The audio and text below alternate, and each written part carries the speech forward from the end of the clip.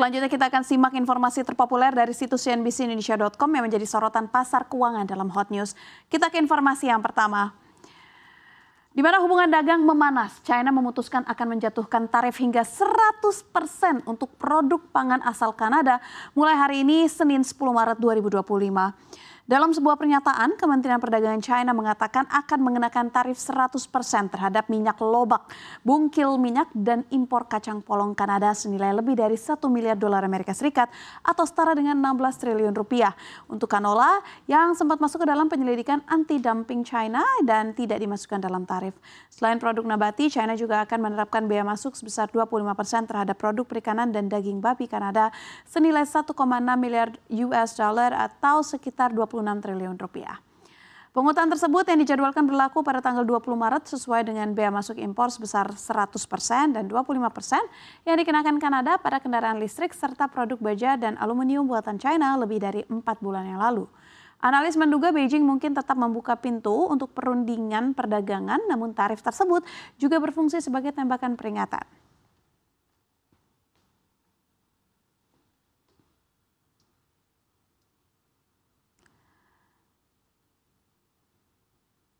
Ya, pemirsa, Jepang sedang dihebohkan dengan pernyataan Presiden Amerika Serikat Donald Trump. Pasalnya, Trump menunjuk Jepang bersalah dan menuding bank sentralnya, Bank of Japan atau BOJ, seraya menyebut manipulasi yen.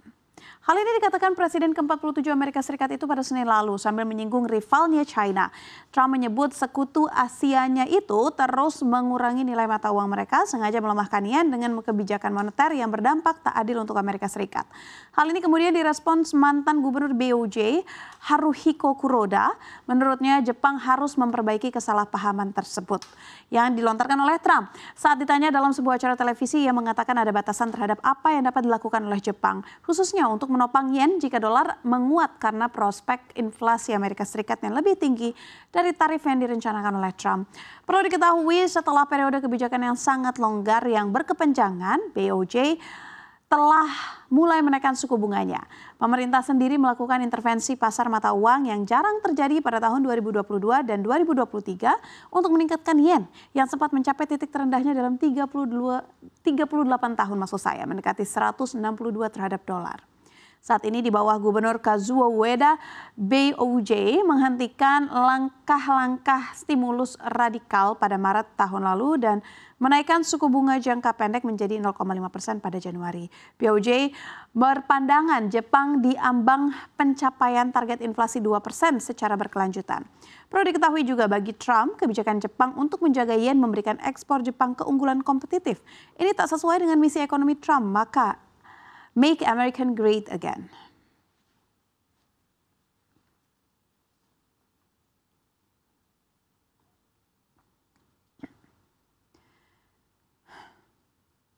Masih dari mancanegara, perang saudara kembali mengguncang Suriah. Konflik yang melibatkan pasukan pemerintah dan milisi pendukung mantan Presiden Bashar al-Assad telah menewaskan lebih dari 1.400 orang dalam 4 hari terakhir. Perang baru kembali meletus di Suriah, bentrokan antara pasukan pemerintah dan milisi pro-Assad menelan korban jiwa hingga 1.454 orang dalam waktu singkat. Menurut Observatorium dari Suriah untuk HAM, 973 warga sipil menjadi korban akibat serangan pasukan keamanan dan kelompok sekutunya. Sementara 231 personel keamanan dan 250 militan juga tewas dalam pertempuran ini. Bentrokan bermula dari ketegangan di wilayah Mediterania yang berpenduduk mayoritas Alawite, tempat asal keluarga Assad.